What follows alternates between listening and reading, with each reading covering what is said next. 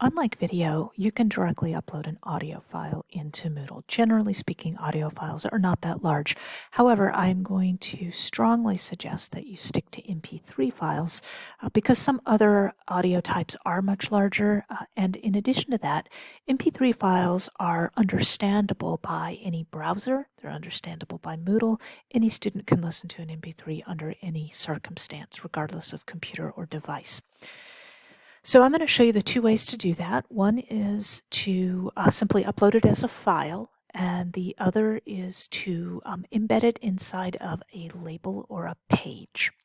So I'm going to go to add an activity or resource, and we're going to start with the most simple of possibilities here, which is just add a file.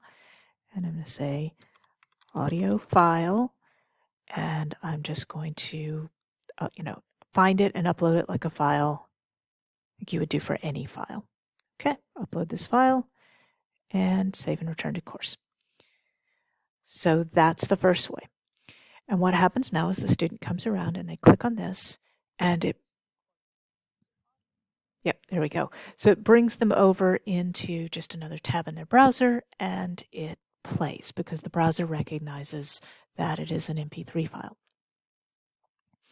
The other way is to insert it inside of either a label or a page. As you know, labels and pages are just opportunities to essentially place HTML, but it's just a little bit easier using the tools that are here. So I'm going to do it as a label. And so what we need to do is, perhaps you have a test, but please listen to this file. And then we're going to come over here to the Insert Moodle Media button. Now, depending on the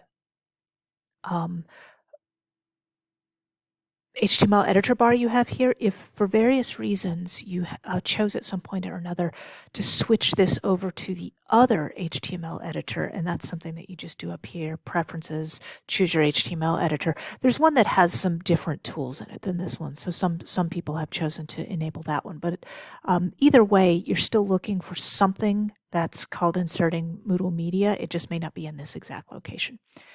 And this may appear slightly different. Okay, find or upload, and then now it's just almost the same thing we just did. You just find your file, upload this file, but this is now going to look a little bit different. You see the player directly inside of here, and you click insert. Now this looks weird. Don't freak out because that's not what it's going to look like once it's saved, because this is actually, there's some HTML behind that.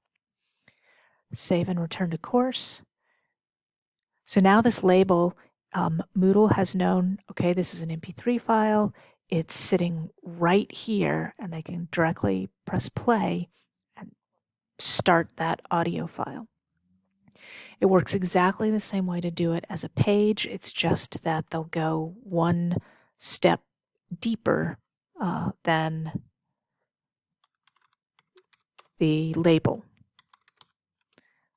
And then page content, expanding that so I can get to everything there. Exact same process. Insert, save and return to course. Okay, so now rather than it being just right here, they click here first, and now it's just right here. So it kind of depends which one of these you use, depends on what the file is. So if it is a file that you hold no copyright to, in general, because it's inside of Moodle, it's password protected, just the students in your class, things like that, it's probably okay. But this approach forces them, it's downloaded to their computer when this happens. They don't see that, but that has happened. So if you don't hold copyright, one or the other of these two is probably a better bet for you because it doesn't exactly download to their computer in the same way. Well, technically it still kind of does. It just goes into the temp folder area, and it's not such a deliberate process of downloading.